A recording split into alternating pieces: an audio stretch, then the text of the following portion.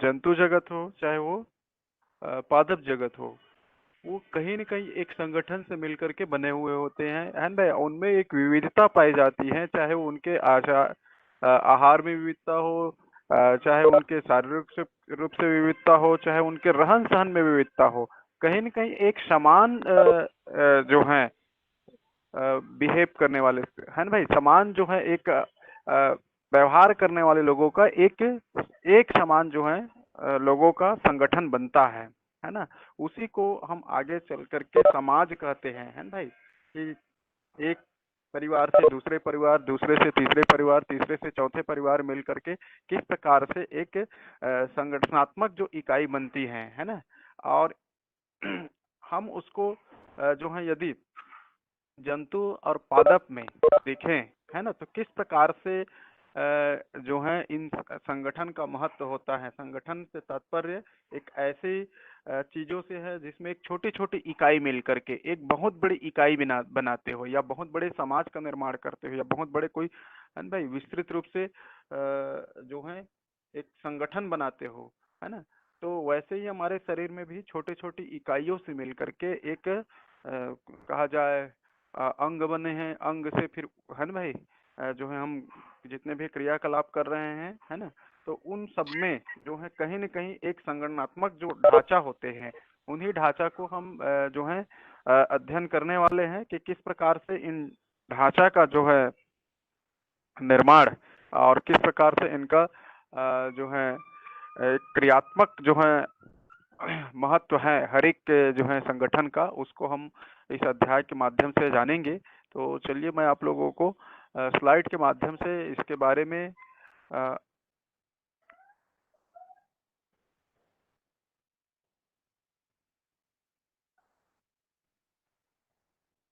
on your mobile screen and open the my window।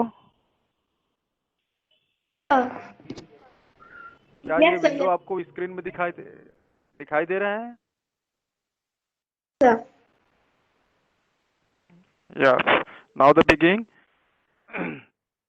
तो हम सभी जानते हैं कि नॉन लिविंग और लिविंग थिंग्स, है ना, सजीव, है ना भाई, और निर्जीव। सजीव किसको कहते हैं और निर्जीव किसको कहते हैं? Anyone guess? सर, सजीव जिसमें उत्सर्जन, पोषण और अन्य क्रियाएं होती है। उत्सर्जन, पोषण और अ, हाँ उसके सजीव के जी, शरीर में क्रियाएं होती हैं अन्य, और हाँ निर्जीव हाँ, के शरीर में जो क्रियाएं नहीं जीवित होती हैं। होते हैं उसको सजीव बोलते हैं, जो जो जीवित नहीं है तो उसको निर्जीव बोलते यस। ये जीवित है ना भाई, लिविंग और नॉन लिविंग है, गुड, है ना भाई, ये भी हम कह सकते हैं। इसके साथ साथ मैं इसमें और एक चीज जोड़ना चाहूंगा, है ना भाई। सजीव और निर्जीव में सजीवों की जो पहचान होती है वो मुख्य रूप से उसकी पोषण क्रिया है, श्वसन क्रिया है ना भाई। और जो एक सुव्यवस्थित जो उनकी एक संगठनात्मक जो है परिवार हो, है ना भाई, वो सजीव कहलाते हैं। जैसे हम सपोज कहें यदि पत्थर के परिवार के हैं तो पत्थर का क्या परिवार होंगे क्या, है ना भाई। तो नहीं यहाँ सर। पर हम जो है वो एक, है ना भाई, एक सुव्यवस्थित, है ना भाई, जिसमें एक संगठनात्मक जो है उसमें इकाइयां पाए जाएंगे, वही जो है सजीव कहलाएंगे। तो यहाँ पर सजीव और निर्जीव को भी हम लोगों को समझने होंगे, है ना, कि किस प्रकार से जो है हमारे वातावरण में उपस्थित जो सजीव और निर्जीव का संगठन होता है ना। और सजीव का ही संगठन होता है, निर्जीव का संगठन नहीं होंगे, है ना। तो आइए हम देखते हैं इसमें, जैसे हम लोग यहाँ पर देख रहे हैं, एक मैं आप लोगों का पिक्चर जो दिखा रहा हूँ ऑन योर मोबाइल स्क्रीन। यहाँ पर हम देख रहे हैं एक तालाब का चित्र देख रहे हैं। इस तालाब के चित्र में आप लोगों को एक जो है आप लोगों को एक संगठनात्मक जो चित्र है वो आपको कहीं ना कहीं दिखाई दे रहे होंगे। कुछ जो है आप लोगों को ये पक्षी दिखाई दे रहे हैं, कुछ ब्लैक कलर के पक्षी दिखाई दे रहे हैं, कुछ पेड़ पौधे दिखाई दे रहे हैं, है ना। उसके साथ साथ इस तालाब में कई जीव जंतु भी हो सकते हैं, है ना। तो अब देखिए, इन सभी को यदि हम एक अपने दिमाग में कल्पना करके रखें, एक तालाब में क्या क्या हो सकते हैं, है ना। उस तालाब के आसपास उस एटमॉस्फेयर में, है ना भाई, उस वातावरण में क्या क्या हो सकते हैं, यदि हम उसका एक एक चीजों को कहीं वर्गीकरण करने लग जाए, एक एक एक एक चीजों को मेरी कहने का तात्पर्य है। मान लो सपोज मैंने उसमें से एक क्या बोलते हैं, एक शंखनुमा जो क्या बोलते हैं जीव पाए जाते हैं, उसको क्या कहते हैं आप लोग? शंखनुमा जो जीव होते हैं उसको, हेलो, शंखनुमा जो जीव होते हैं उसको क्या कहते हैं आप लोग? घोंघा। गुड गुड, घोंघा है ना, घोंघा या घोंगी जो भी बोलते होंगे। अब वहां से आप सोच करके देखिए इसमें क्या क्या जो है संगठन इस तालाब के अंदर में है ना भाई, किस प्रकार से घोंघा है ना, घोंघा या घोंगी जो भी बोल। आवाज रिपीट हो रहा है क्या? हेलो, हाँ सर, नहीं हो रहा है सर, नहीं। हाँ, तो यहाँ पर हम जो है उन जीवों के संगठन को देख सकते हैं। यहाँ पर आप लोग देख रहे हैं है ना भाई, कुछ जो है काले रंग के जो आपको बर्ड्स दिखाई दे रहे हैं, कुछ व्हाइट कलर के बर्ड्स दिखाई दे रहे हैं। तो इन जीवों की जो संगठनात्मक जो इकाई होती है ना भाई, और एक अलग अलग इनको हम यदि क्लासिफिकेशन करें, है ना, मान लो एक बिंदु कहीं क्लासिफिकेशन कर ले ले इनके आवास के आधार पर, है ना भाई, तो यहाँ पर आवास के आधार पर आपको जो है ना भाई, क्योंकि कुछ जीव जो है जल में उपस्थित होते हैं, उसको हम जलीय आवास वाले कह सकते हैं। कुछ जीव जो है अपने स्वयं जो है निर्माण कर करके, है ना, अपने घर नुमा एक आकृति बना करके निवास करते हैं, उनका एक अलग हम कर सकते हैं, है ना भाई। कुछ जो है थल में रहने वाले हैं, कुछ जल में रहने वाले हैं, तो जल में रहने और थल में रहने वाले लोग को भी हम जो है आवासीय व्यवस्था के आधार पर उनका संगठनात्मक जो है हम इकाई मान सकते हैं। तो इस प्रकार से हम यहाँ पर देख रहे हैं कि जो है जीवों की जो एक संरचनात्मक जो इकाई है वो किस प्रकार से, है ना भाई, बटी हुई होती है। एक संगठन जो है किस प्रकार से बटी हुई होती है अलग अलग स्तर में, है ना। हम आगे इसमें हम देखेंगे कि एक हम इसके बारे में आप लोगों को मैं पहले भी चर्चा कर चुका हूँ, एक सेल से लेकर के, है ना भाई। सेल हम इसके बारे में वैसे चर्चा कर चुके हैं पिछले क्लास में, है ना भाई। फिर भी से आप लोगों को इस क्लास में भी रिपीट आप लोगों को मिलेंगे, क्योंकि स्टार्ट यहीं से हो रही है ना भाई। सेल जो है हमारी एक सबसे जो न्यूनतम इकाई होती है हमारे, है ना भाई, चाहे वो पादप के हो चाहे वो जंतु के हो, है ना भाई। एक कोशिकाओं जो है building blocks of life, smallest unit displaying all properties of life, जो हमारी जीवन की मूलभूत इकाई है ना भाई। इसको हम कहा जाए एक जीवन की कार्यात्मक इकाई या जीवन की मूलभूत इकाई कहें, वह कहीं न कहीं जो है सेल से मिलकर के, है ना भाई, कोशिकाओं से मिलकर के बने हुए होते हैं। चाहे हम अपने जो है ऊतक के बारे में देख ले, ऊतक से फिर अंग का निर्माण हो रहा है, तो कहीं न कहीं इसमें इसका रोल है। हम पहले देखे एक सजीव जगत के बारे से आ रहे हैं ना, ध्यान देना हम कहाँ से आ रहे हैं, इसको ध्यान देना, उन चीजों का निर्माण कहाँ से हो रहा है, अब इस पर हम लोग फोकस कर रहे हैं, है ना। हमने एक तालाब का चित्र देखे किस प्रकार से अलग अलग संगठन में लोग जो है ना भाई, जैसे एक मानव जाति का एक अलग अलग संगठन होता है, मैं फिर से बता रहा हूँ, है ना भाई। मानव जाति का एक अलग से पूरे मानव जाति, है ना, एक अलग संगठन, एक अलग जो है बिहेवियर प्रदर्शित करने वाले हैं, है ना। पक्षियों की देखो तो पक्षियों का एक अलग जाति होता है, पक्षियों का एक अलग संगठन होता है, उनका एक अलग एटमॉस्फेयर या वातावरण होता है ना भाई। उसी प्रकार से यदि हम देखें गायों की अलग, भैंसों की अलग, मतलब दुनिया में जितने भी जीव जंतु हैं उनका कहीं न कहीं एक संगठनात्मक जो इकाई होती है। अब उन संगठनात्मक इकाइयों का निर्माण, है ना भाई, कोशिका से, है ना भाई, कोशिका के बाद ऊतक से, है ना, ये ऊतक के बाद फिर अंग का निर्माण। तो इसके बारे में हम लोग जो है इन्हीं सब चीजों के बारे में हम जो है अध्ययन करने वाले हैं इस पार्ट में।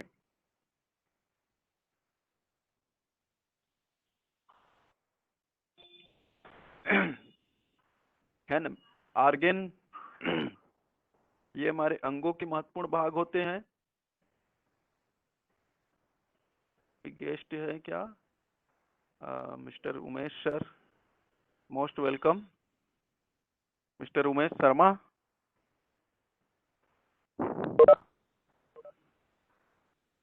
Mister Umesh Sharma sir, hello, वो इज मिस लेफ्ट हो गया। चलिए ओके। है ना। अब इसमें हम देखें एक छोटे से माइक्रो जो मॉलिक्यूल्स होते हैं, है ना, एक न्यूनतम जो इकाई होती है जिसको हम केंद्रिका बोलते हैं, वहां से जो है हमारे सेल स्ट्रक्चर जो है प्रारंभ होते हैं। इसके बारे में हम लोग आगे और देखेंगे किस प्रकार से डीएनए और आरएनए के जो है पोषण होते हैं और ट्रांसफर होते हैं, जीन के वाहक होते हैं, है ना भाई। मैं यहाँ पर समझाने का ये प्रयास कर रहा हूँ कि जंतु जगत में जो संगठनात्मक जो इकाई की जो न्यूनतम इकाई, हम न्यूनतम इकाई से अधिकतम इकाई की ओर आगे बढ़ेंगे, है ना। तो जो न्यूनतम इकाई है, हम कोशिका देखें, कोशिका से आगे आ गए, कोशिका से और आगे आ गए हम लोग इसमें। तो हम इसके पहले हम लोग देख रहे थे कोशिका के पहले वाले भाग में, है ना, ये कोशिका, कोशिका के आगे आगे न्यूक्लियस, न्यूक्लियस, है ना, ध्यान देना। पहले हमने देखिए हमने सेल देखे कि किस प्रकार से कोशिका, अब कोशिका से भी छोटा भाग, यानी कोशिका में जो निहित भाग है, निहित जो है चीज है, वो है न्यूक्लियस, है ना। न्यूक्लियस मतलब केंद्रक। अब केंद्रक को यदि हम आगे फिर उसका हम यदि कहा जाए, उसका हम डिस्क्रिप्शन करें, तो हमको और जो है आगे हमको क्या क्या मिलेंगे उसके बारे में आप लोगों को मैं, केंद्रक में जो उपस्थित होता है डीएनए, जो आनुवंशिक गुणों के वाहक होते हैं, है ना भाई, यानी जो माता पिता के जो गुण होते हैं उसको जो है संतति में ले जाने के लिए एक महत्वपूर्ण भूमिका निभाते हैं, जिसको डीएनए जो है बोला जाता है ना भाई। तो ये एक प्रकार से एक लार्ज बायोलॉजिकल पॉलीमर है, ये एक बहुलक होते हैं, एक बहुत बड़ा जो है ना भाई, जो जैविक जहाँ कहा जाए एक जैविक बहुलक होते हैं, जो डीएनए होते हैं वो, है ना। आगे हम बहुलक से आगे देखें, क्लस्टर ऑफ एटम्स बॉन्डेड जो टुगेदर, जो एक कण के समान जो, है ना भाई, एक समूह होते, एक श्रृंखला होते हैं, है ना भाई, वह जो है एक बंध के रूप में उपस्थित होते हैं। ये जो है डीएनए में उपस्थित होता है ना, यानी डीएनए से भी हम अंदर आ गए। देखिए हम अंदर कहाँ कहाँ से कहाँ आते चले आ रहे हैं। हमने पहले एक तालाब का उदाहरण देखे, तालाब से फिर हमने उस जीव की जो संरचना हुई है उसमें हम लोग सेल को पाए। अब सेल से आगे आए हमने, तो उस सेल में हमने क्या देखे, एक डीएनए स्ट्रक्चर को देखे। अब डीएनए स्ट्रक्चर से आगे, यानी उसके अंदर जो एक प्रकार से जो कण होते हैं उसको हमने यहाँ पर परिभाषित किए, है ना भाई। ये प्रोटीन के कण हो सकते हैं कि वसा के कण हो सकते हैं, इसके बारे में देखेंगे। अब देखिए, अब उस कण के बारे में यहाँ पर आ गए, है ना भाई, स्मॉलेस्ट यूनिट ऑफ मैटर या ऑर्गेनाइजेशन, है ना भाई। इसको हम जो कण को हम किस प्रकार से परिभाषित करेंगे, तो ये जो है एक पदार्थ के एक इकाई होती है, स्मॉलेस्ट जो न्यूनतम इकाई होती है ना भाई, उसी को हम एक जो है कण से परिभाषित करते हैं, है ना भाई। और उन्हीं से मिल करके वो जो है केंद्रक केंद्रक का निर्माण होगा। फिर केंद्रक से एक मिनट, रूम जो है आज रूम जो है इसको खोल देता हूं मैं।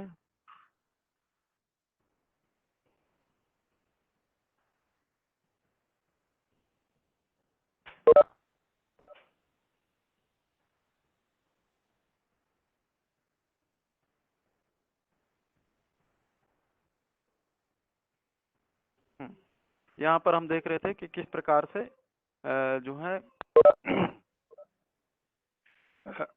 केंद्रक में उपस्थित जो कण होते हैं, है ना, डीएनए जो कण में उपस्थित होते हैं। अब देखिए आगे हम जब बात करेंगे कोशिका के बारे में, है ना, इसके बारे में मैं सरसरी तौर पे बताऊंगा, ज्यादा इसमें डिस्कस करने की आवश्यकता नहीं है, क्योंकि इसकी क्लास मैं आप लोगों को मैं बता चुका हूँ कि, है ना, कि कोशिका जो है हमारे शरीर की सबसे छोटी और कार्यात्मक एवं संरचनात्मक जो इकाई होती है, क्योंकि कोशिकाओं के द्वारा ही जो हमारा जो है ऊतक का निर्माण होते हैं और ऊतक से अंग का निर्माण होते हैं। तो यहाँ पर फिर से आप लोगों को इस स्लाइड के माध्यम से और आगे जो आप लोगों को स्लाइड मिलेंगे उनके माध्यम से हम देखिए आपको फिर से मैं उस चीज के बारे में जी, ये जो हेलो, स्लाइड ब्लैक दिखाई दे रहा है सर, अच्छा, ब्लैक दिखाई दे रहे हैं। नेक्स्ट स्लाइड, ये भी ब्लैक दिखाई दे रहा है सर। या मैं I try now the mobile. हाँ हाँ, ये हाँ हाँ, मैं इसको जो है मोबाइल स्क्रीन से दिखा रहा हूँ, यदि लैपटॉप स्क्रीन से काम नहीं कर रहे हैं तो। Okay okay sir.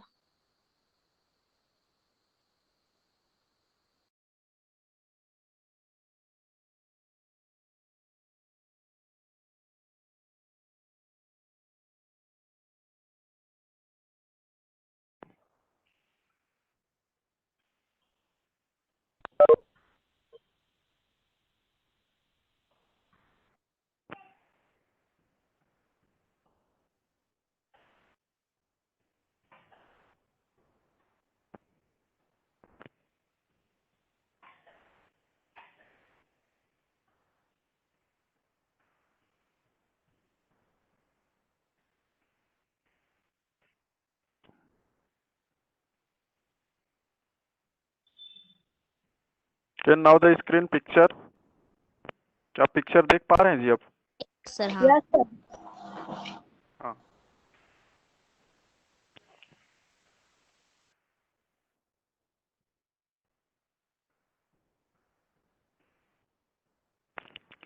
हाँ, तो ये इस एटम के बारे में हम लोग चर्चा कर रहे थे कि किस प्रकार से जो एटम का जो निर्माण जो है, सबसे जो सबसे छोटी इकाई होती है उस, है ना, इसके आगे हम लोग देख रहे थे कि कोशिकाओं के बारे में है भाई, जहाँ पर कोशिका जो है जीवों की शरीर की सबसे जो छोटी एवं कार्यात्मक एवं संरचनात्मक जो इकाई होती है ना, जिसमें जो है हमारे समस्त जो क्रियाएं हैं वो संपादित होती हैं, और इन्हीं से जो है हमारे जो है ऊतक का निर्माण होता है। इसके बारे में हम लोग एक एक करके देखेंगे। कोशिका का जो अध्ययन होता है वो साइटोलॉजी कहलाता है।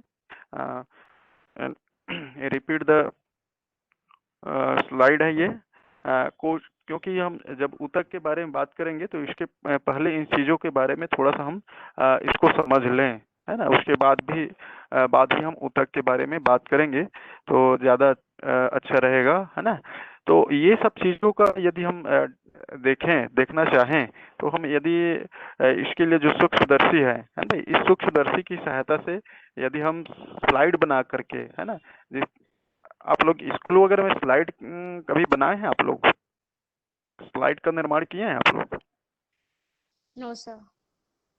हाँ, क्योंकि कोशिकाओं का यदि अध्ययन करना है तो यदि हम सिंपल से मैं बात करूं तो आप लोग प्याज के जो एक प्रकार से जो छिलके होते हैं, प्याज का छिलका समझ है ना? सर। Hello, yes sir. है ना, उस प्याज के छिलके को निकाल लीजिए और उसके पतली जो ऊपर की झिल्ली होती है, प्याज के छिलके में एक झिल्ली होती है पतली जो व्हाइट कलर की होती है, उस व्हाइट कलर की जो पतली झिल्ली होती है, उस झिल्ली को जो है आप स्लाइड के माध्यम से उसको एक कांच की उसमें प्लेट में रखिए, है ना भाई, या कांच के जो छोटा सा एक स्लाइड जैसा जो है आपको मिलेंगे गुटका, है ना भाई, कांच का जो छोटा, उसमें आप लोग उसको फैला लीजिए और फैलाने के बाद उसको आप जो है इलेक्ट्रॉन जो सूक्ष्मदर्शी आपके विद्यालय में उपस्थित है ना भाई, उसमें हम लोग यदि लगा के देखें, है ना, तो किस प्रकार की संरचना आप लोगों को दिखाई देंगे, है ना भाई, और वही संरचना होती है ना भाई, और उस कोशिका में, है ना भाई, कोशिका जो है शरीर की सबसे छोटी इकाई कर रहे हैं, उस कोशिका विज्ञान को साइटोलॉजी कहते हैं। कोशिका विज्ञान को क्या कहेंगे? साइटोलॉजी कहेंगे। इसकी जो है अंग्रेजी शब्द जो है सेल होता है ना भाई, जिसका अर्थ सेलुला होता है ना भाई, और सेलुला के यदि मीनिंग देखे तो इसका मतलब होता है एक छोटा। कोशिका जो है एक कोशिकी भी हो सकते हैं, बहुकोशिकी भी हो सकते हैं। एक कोशिकी में जिसका श्वसन, पोषण, निषेचन, पाचन का सब एक ही कोशिका के द्वारा संपादित हो रही है, उसको हम कहेंगे एक कोशिकीय जीव, है ना भाई। मतलब इसके लिए कोई अलग सा फंक्शन नहीं रहेगा। फंक्शन समझ रहे हैं ना, अलग अलग फंक्शन है ना। खाने के लिए अलग फंक्शन है, देखने के लिए अलग फंक्शन है, सुनने के लिए अलग फंक्शन है। लेकिन जो एक कोश की सिंगल जो है ना भाई, जो सेल्यूलर होंगे, है ना भाई, वह जो है अ, उनकी सारी जो क्रियाकलाप है वो केवल एक कोशिका के होंगे। और ऐसे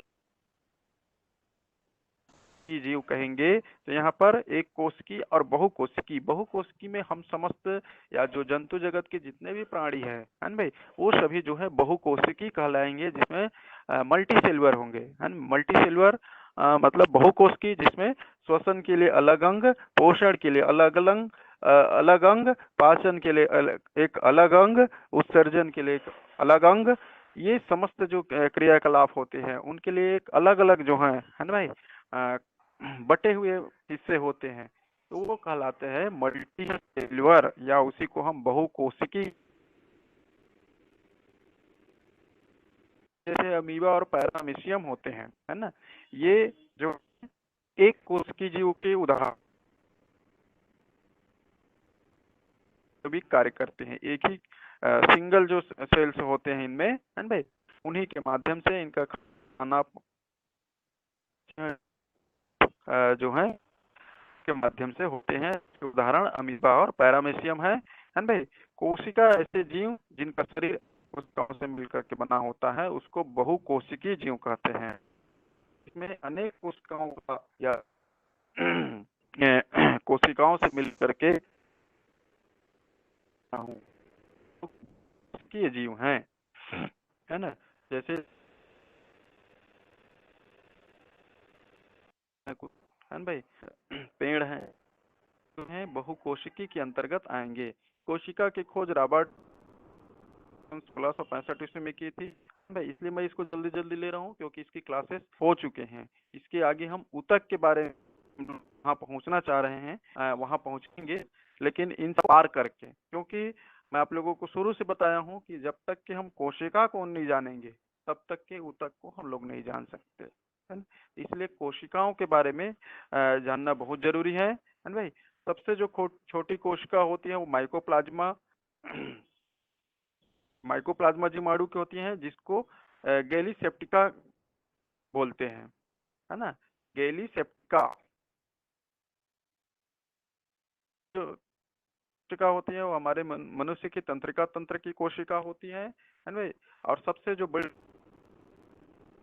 के अंडे की कोशिका होती है। यहाँ पर फिर से मैं आप लोगों को बताना चाहूंगा, सबसे छोटी कोशिका गैली सेप्टिका और माइकोप्लाज्मा, और सबसे बड़ी कोशिका तंत्रिका तंत्र, और सबसे बड़ी जो कोशिका वो सूत्र जो है, और बड़ी में अंतर है ना भाई। और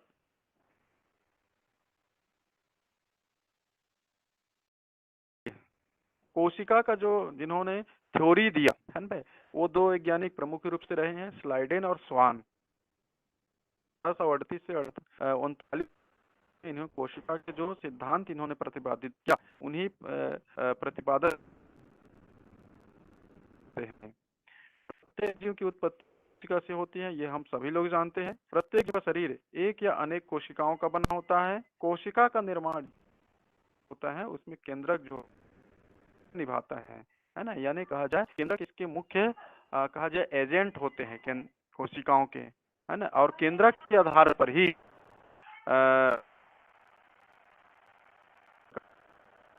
ध्यान देना, है ना। केंद्रक के आधार पर कोशिकाओं के जो प्रकार हैं वो दो प्रकार के, प्रोकैरियोटिक और यूकेरियोटिक कोशिकाएं हैं।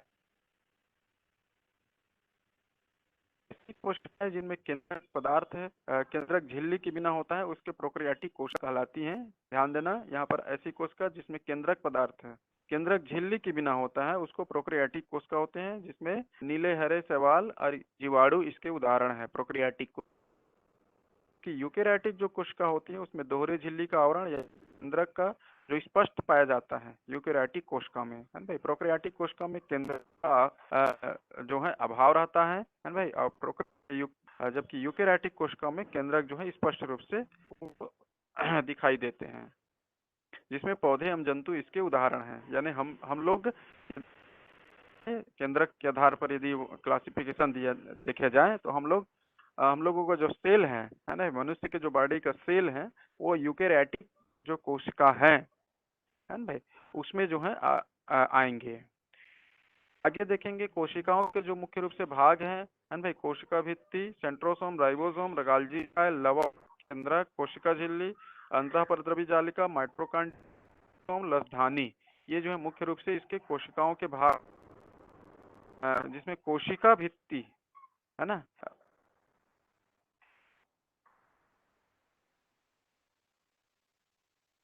और इसकी जो निर्माण जो है सेलुलर कोशिका को निश्चित आकृति एवं आकार बनाए रखने में सहायक होती है ना भाई। ये सभी हम लोग पढ़ चुके हैं, केवल इसको मैं रिपीट कर रहा हूँ। इसको कोशिका झिल्ली जो सेल मेम्ब्रेन होते हैं। दूसरा चीज तो कोशिका के सभी अवयव एक झिल्ली के द्वारा घिरे रहते हैं, इस झिल्ली को कोशिका झिल्ली कहते हैं ना भाई। ये किस प्रकार से दिखाई देते हैं आपको ये नीले स्लाइड में आप लोगों को दिखाई दे रहे होंगे। इसको अलग से निकाल करके नीले स्लाइड में दिखाया गया है कि कोशिका झिल्ली है ना क्या है, का जो निर्माण होता है वो है ना भाई। यह मुख्य रूप से या इसका कार्य देखें तो अंदर से बाहर एवं बाहर से अंदर जाने वाले जो पदार्थों का है उसका निर्धारण करता है ना भाई। कौन अंदर जाएगा कौन बाहर जाएगा,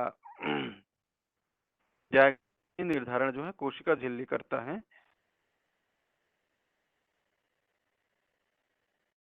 ये जो है मुख्य कार्य हम इसके देखेंगे। सेंट्रोसोम का जो है किस प्रकार से ये जो कपड़े के जो बंडल जैसे दिखाई दे रही है भाई, एक के ऊपर एक, जैसे हम कपड़े दुकान में देखते हैं उसी प्रकार की इनकी सोच संरचना होती है सेंट्रोसोम की है ना भाई।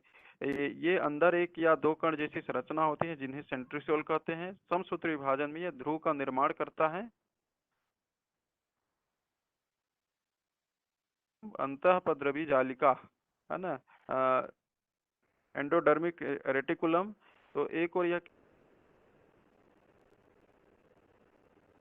है, इसके बारे में भी हम लोग देख चुके हैं है भाई। ACR और RER का काम होता है, इसी में जो है राइबोसोम जो उपस्थित होते हैं। अंतःपद्रवी जालिका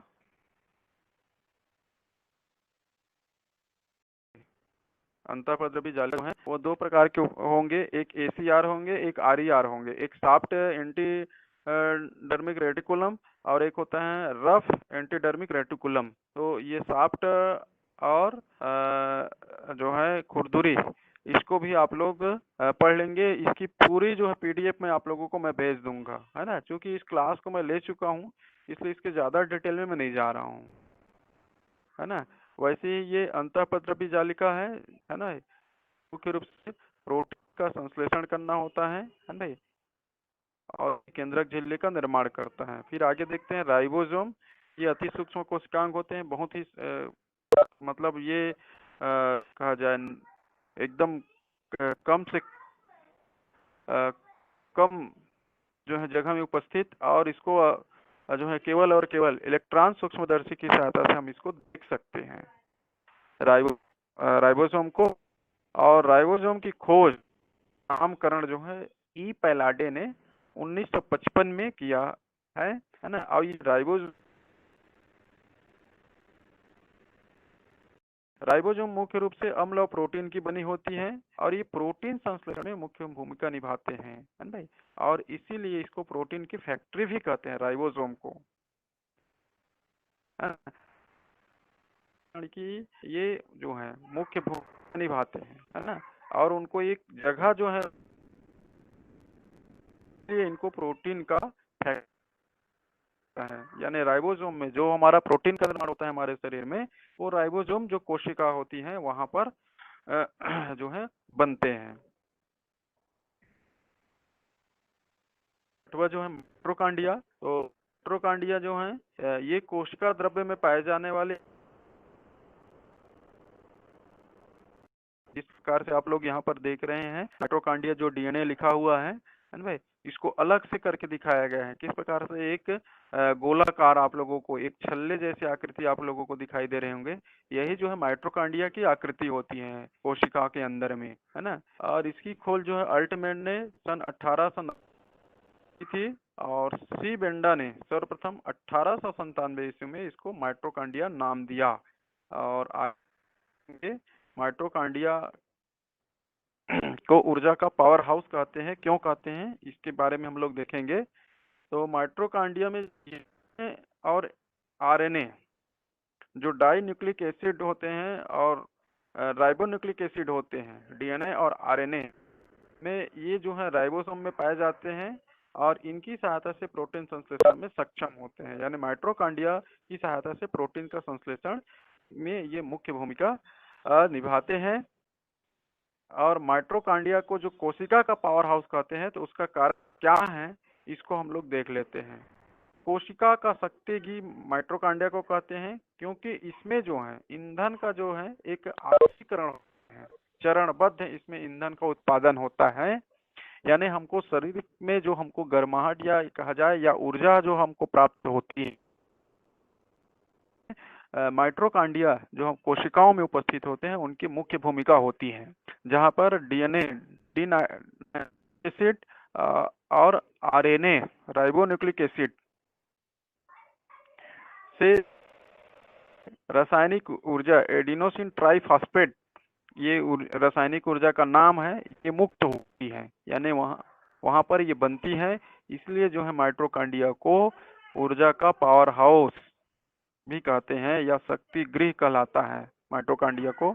यहाँ एक प्रकार से पावर जो है जनरेशन का काम, पावर बनने का काम जो है यहाँ पर होता है।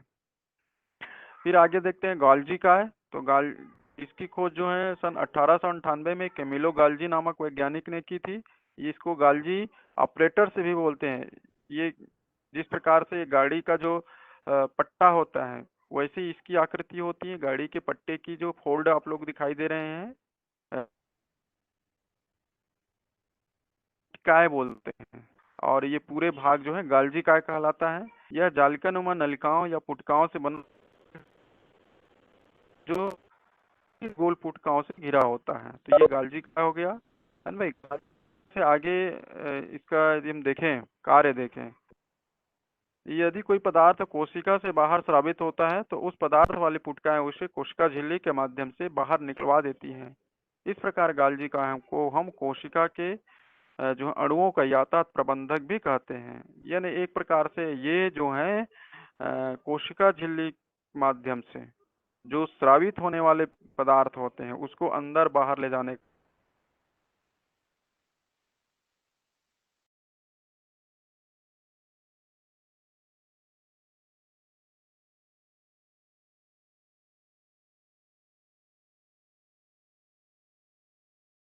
मैंने कहते हैं। तो ये तो हो गया गाल्जी काय। फिर हम लाइजोजोम, तो लाइजोजोम की खोज जो है क्रिस्टन डी डुए ने 1955 में की थी। ये एकल झिल्ली युक्त है ना। लाइसोसोम की मुख्य कार्य जो है भक्षण एवं पाचन करना होता है भाई। और इसीलिए जो है इसमें जो है एक जहर जैसी जो है थैली होती है ना, जिसमें एंजाइम भरे होते हैं। और एंजाइम जो है कहा जाए जहर के समान होते हैं, यदि वो फूट जाए, है ना भाई, तो उसको आत्मघाती थैली भी कहते हैं। इसी थैली को, यदि थैली फूट जाए तो मनुष्य की मृत्यु भी हो जाती है ना भाई। तो डॉक्टर जब चीर फाड़ करते हैं तो इसी चीज को देखते हैं कि लाइसोसोम उसका कहीं फूटा तो नहीं है ना। तो ये जो है उपस्थित होते हैं कोशिकाओं में। आगे देखते हैं लवक। तो लवक जो है पादप कोशिका में पाए जाते हैं, इसके पहले भी बता चुका हूँ, है ना भाई, किस प्रकार से जो है 3 जो लवक पाए जाते हैं। क्रोमोप्लास्ट, है ना भाई, जो हरे रंग का होता है, जिसके कारण से पौधे की पत्ती जो है हरी रहती है ना। यहीं पर क्लोरोफिल की जो है पाए जाते हैं हरित लवक, जिसकी वजह से प्रकाश संश्लेषण की क्रिया संभव हो पाती है ना। और एक होते हैं ल्यूकोप्लास्ट। ल्यूकोप्लास्ट जो है भूमिगत जो तना होते हैं, भूमिगत तना मतलब जैसे आलू है, आलू के जो कंद है, जो कांदे वाले जो खेती होती है ना भाई, वह जो है उसमें जो है ल्यूकोप्लास्ट पाए जाते हैं। ल्यूकोप्लास्ट जो है इसमें ये ये हरे रंग का नहीं होता है, इसमें हरित लवक नहीं पाए जाएंगे, इसलिए इसका नाम जो है अवर्णी लवक कहेंगे, यानी इसमें ये रंगहीन होंगे, इसका कोई रंग नहीं होता है ना। और ये जो है मुख्य रूप से तनों के रूप में विकसित होते हैं, भूमि के अंदर विकसित होते हैं, इसलिए इसको भूमि भी बोला जाता है ना। ये अवर्णी लवक जिसको ल्यूकोप्लास्ट बोलते हैं। अब देखते हैं हम क्रोमोप्लास्ट। तो क्रोमोप्लास्ट की वजह से ही पौधों की जो फूल है या फल है ना भाई, उसका या उनके शाखा है, वो अलग अलग रंग के हमको दिखाई देते हैं। तो कहीं न कहीं एक जो है पेंटर का काम है ना भाई, या उसको रंग प्रदान करने का काम जो है इस कोशिका के माध्यम से होता है, जिसको बोलते हैं क्रोमोप्लास्ट।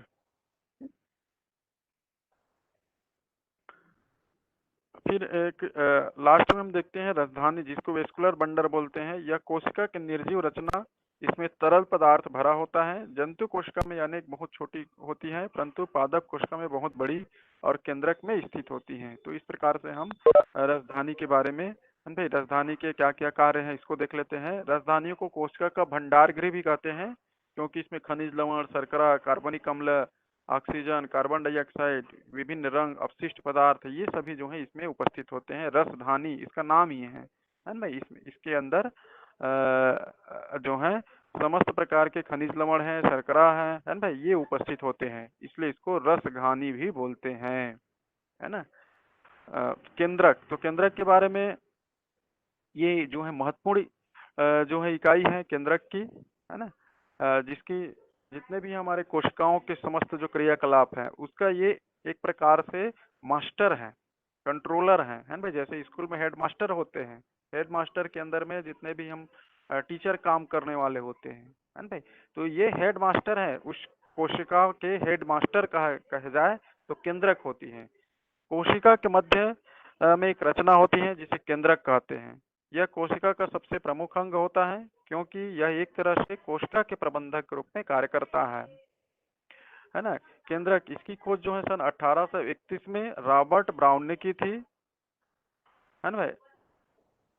मैं आज इस क्लास को इसलिए थोड़ा सा फास्टली ले रहा हूँ, क्योंकि आप लोग को ये जो है इस सेक्शन को जब हम सेल स्ट्रक्चर को पढ़े थे तो सारे चीज को बता दिया गए थे, है ना भाई। और ये जितने भी स्लाइड देख रहे हैं ये रिपीट स्लाइड है, इस है ना भाई। ये स्लाइड को हमने पहले भी यूज कर चुके हैं, क्योंकि मैं जो है इन स्लाइड के माध्यम से उस जगह पे हम लोग जाना चाह रहे हैं, है ना भाई, जहाँ से हम लोग इस पार्ट की शुरुआत करने वाले हैं, है ना। जिसमें हम लोग जो है कोशिका से उतक, उतक से अंग, अंग से अंग तंत्र, अंग तंत्र से शरीर, है ना। ये जो 4-5 जो बिंदु हैं, तो हमने कोशिका को स्टार्ट इसलिए फिर से किया हूँ कि हम जो है इसके अगला स्टेप मतलब इसके उतक, उतक के बारे में हम लोग जो है थोड़ा सा क्या हो जाए, जानकारी ले लें कि उतक का निर्माण आखिर कैसे हो रहा है ना भाई। इसलिए जो है हम इसको स्लाइड को शामिल किए हूँ, ताकि आप लोगों के थोड़ा सा रिमाइंड हो जाए आप लोगों के दिमाग में। आगे हम देखते हैं केंद्रक। केंद्रक के बारे में देख रहे थे कि किस प्रकार से केंद्रक जो है एक मास्टर की भूमिका निभाते हैं हमारे कोशिकाओं के अंदर में। केंद्रक, इसमें केंद्रक रस या केंद्रक द्रव्य, केंद्रक आवरण या क्रोमेटिन या केंद्रक जो पाई जाती है, यह आनुवांशिकता का वाहक होता है, क्योंकि इनमें जनन के लिए, उपापचय, परिवर्तन के लिए तथा जीवधारियों के व्यवहार के लिए आनुवांशिक जो सूचनाएं उपस्थित होती हैं, है ना भाई। क्योंकि मैं इसके पहले भी बता चुका हूँ कि केंद्रक में जो है डीएनए जो उपस्थित होते हैं, है ना भाई, उन्हीं के परिणाम स्वरूप, डीएनए के परिणाम स्वरूप जो है संतति में जो अभिलाक्षणिक माता पिता के जैसे गुण विकसित होते हैं, है ना भाई, जिसके माध्यम से माता पिता के गुण संतान में ट्रांसफर होते हैं। तो वो इसमें जो है मुख्य भूमिका किसकी होती है, तो वह केंद्रक की भूमिका होती है, और केंद्रक में उपस्थित जो डीएनए होती है उसके कारण से होता है। इस चीज को हम लोगों को जानने हैं, है ना। यहाँ पर कुछ चीजें आप लोगों के लिए है, स्लाइड के माध्यम से आप लोग देख पा रहे हैं कि कोशिका भित्ति, है ना भाई, जो पादप को प्रोकैरियोटिक और यूकैरियोटिक कोशिका है, है ना भाई। तो इसके लिए मैं आपको भेज दूंगा पीडीएफ के माध्यम से, इसकी पूरी डिटेल जो है आप लोग देख लेंगे, है ना। प्रोकैरियोटिक और यूकैरियोटिक कोशिका में किस प्रकार से डिफरेंसेस होते हैं, है ना। हम आगे चलते हैं इसमें। अ, हाँ, ये जंतु कोशिका पादप कोशिका के जो डिफरेंसेस हैं, प्रकार हैं, मतलब एक अंतर है, उसको यहाँ पर इस स्लाइड के माध्यम से देख रहे हैं। अब हम चलते हैं जो हमारा टॉपिक है,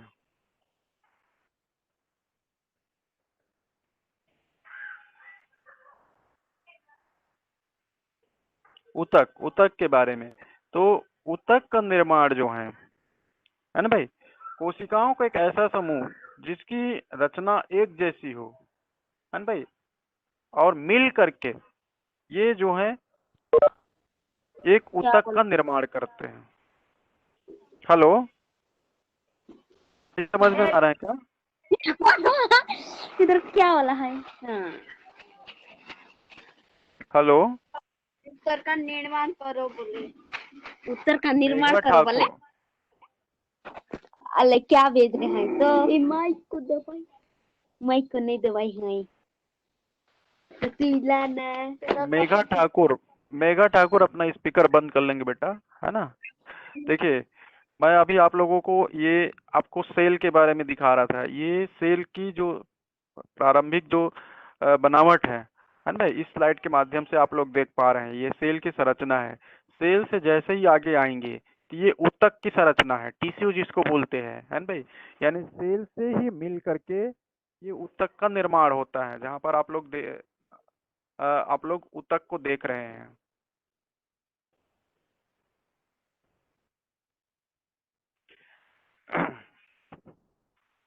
और ये देखिए हमारे शरीर में किस प्रकार से ऊतक से आगे जा करके, है ना भाई, अंग का निर्माण होता है। अंग यहाँ पर आप लोग देख पा रहे होंगे, है ना। ये एक विशिष्ट अंग को जो है यहाँ पर दिखाई दे रहे हैं। फिर अंग से देखिए, अंग से जो है हमारे ऑर्गन जो सिस्टम है ना भाई, अंग से किस प्रकार से एक शरीर का निर्माण हो रहे हैं।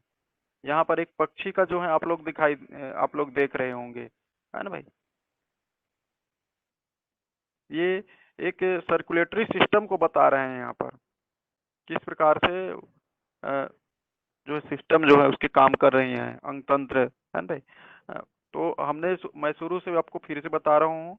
हमने अभी सेल को देखे, है ना भाई। सेल से जो है कोशिका से ऊतक, और ऊतक से ये अंग बनते हैं, है ना भाई।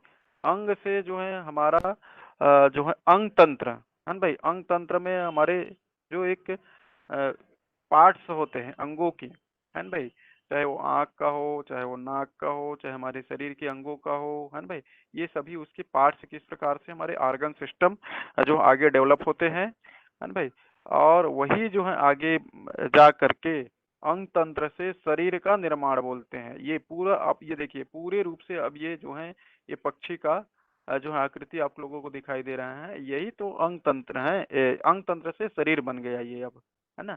तो किस प्रकार से एक छोटी इकाई से मिल करके स्टेप बाय स्टेप, है ना भाई, परत दर परत हम लोग आगे बढ़ते हुए, है ना भाई। इसके पहले हम लोग पीछे चलते गए हैं, है ना भाई। हमने कोशिका के जो जितने भी इतिहास है उसको हमने अध्ययन किए। अब जो है हम उसके आगे, है ना भाई, कि किस प्रकार से कोशिका से ऊतक, है ना भाई, ऊतक से अंग, अंग से अंग तंत्र, और अंग तंत्र से शरीर का निर्माण होता है। तो मनुष्य के शरीर में ये देखे जाए तो मतलब इतनी छोटी छोटी जो है कोशिकाएं होती हैं, जो लगभग 40,000 से 50,000 कोशिकाओं का एक समूह होता है। और इनकी आकृति के बारे में आप लोगों को बताऊं तो एकदम सूक्ष्म से सूक्ष्म, यानी आलपीन के नोक को, समझ रहे हैं ना मेरी बात को, आलपीन के नोक को यदि 10 हिस्सा कर दिए जाए, है ना भाई, तो उतने हिस्से के बराबर जो है उस कोशिकाओं की जो है आकृति हमारे शरीर में मौजूद है ना भाई। उन्हीं कोशिकाओं से मिल करके कोशिकाओं का एक ऐसा समूह, ऐसी एक गुच्छा, बहुत सारे, है ना भाई, कोशिकाओं का एक कहा जाए संविलियन, बहुत सारे कोशिकाओं का, उन कोशिकाओं के संविलियन से ही जो है ऊतक का निर्माण है ना। तो मनुष्य के कोशिकाओं में मनुष्य के जो शरीर में कोशिकाएं हैं वो लगभग 40,000 से 50,000 कोशिकाओं का एक समूह जो है के बराबर जो है वो उपस्थित होते हैं।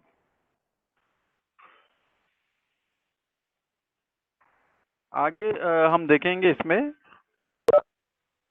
ये देखिए है ना किस प्रकार से कोशिकाओं जो है, अब देखिए पहले ये एक पक्षी थे है ना, एक पक्षी थे, अब ये धीरे जा करके ये अनेक पक्षियों का समूह बन गया, यानी अब इसका संगठन बन रहा है। हम यही चीज तो देखना चाह रहे थे ना कि किस प्रकार से एक छोटी इकाई से लेकर के है भाई छोटी छोटी इकाइयों का जो समूह जो है आगे चल करके है ना जो है एक संगठन का निर्माण करती है। तो यहाँ पर हमने एक जो है पक्षी देखे, इसके आगे हमने कई पक्षियों का समूह देख रहे हैं। यहाँ पर एक संगठन का निर्माण हो रहा है जो एक इकोसिस्टम, एक पारिस्थितिक तंत्र में एक जो है अपनी भूमिका निभा रहे हैं। ये है ना जो हमारे तंत्र का है भाई, हमारे सिस्टम का, जो हमारे है ना वातावरण का एक हिस्सा है। पक्षी भी है उसमें शामिल। ये देखिए है ना तो किस प्रकार से इनका जो है परिवार आगे बढ़ते चले जा रहे हैं।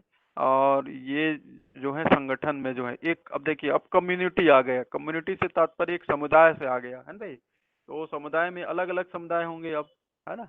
देखिए संगठन पहले बने है भाई, संगठन से अब समुदाय का निर्माण हो रहे हैं, यानी वो अलग समुदाय का, वो अलग समुदाय का, वो अलग समुदाय का। पहले इसके पहले हम लोग हम एक जीवों की एक संगठन देख रहे थे, किस प्रकार से एक अलग अलग इकाई मिल करके एक संगठन का निर्माण कर रहे थे। अब संगठन जब बन गया तो लोग जो है समुदाय जो है बनाना चालू कर देते हैं कि फला जो है अलग समुदाय का है, वो अलग समुदाय का है। इस प्रकार से एक समुदाय का अब जो है आप लोग कम्युनिटी देख रहे हैं इस स्लाइड के माध्यम से है ना भाई। आगे हम देखते हैं अब उसी चीज को, जिस चीज से हमने स्टार्ट किए थे वही चीज यहाँ पर आकर के पुनः जो है हम यहाँ पर उपस्थित हो गए है ना भाई। हम उसके पहले वाले इतिहास को देख रहे थे, अब इसके बाद वाले इतिहास को देखेंगे इसमें हम है ना। तो हम पहले देखेंगे, थोड़ा सा इसके आगे आगे आइए, मैं ले जाना चाहूंगा आप लोगों को, क्योंकि ये जो है इसमें नहीं जमा है, कंप्यूटर में ये सब चीज जमा था और ये मोबाइल में थोड़ा सा दिक्कत ये है कि मोबाइल में ये क्रम के अनुसार से नहीं है। हाँ ऊतक, यहाँ से हम लोग स्टार्ट करने वाले हैं है ना। ऊतक क्या होता है?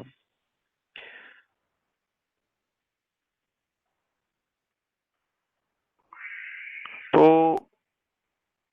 ऊतक के बारे में हम लोग कल से स्टार्ट करें क्या थोड़ा, क्योंकि समय भी हो गया, 4 बज गया है ना। और जो गणित के आप लोगों के क्लासेस प्रारंभ हो गए होंगे है ना भाई। राजपूत सर जी क्लास लेंगे, गणित की क्लास है ना। तो यहाँ से कल हम लोग जो है स्टार्ट करेंगे ऊतक से, ठीक है ऋतु रानी?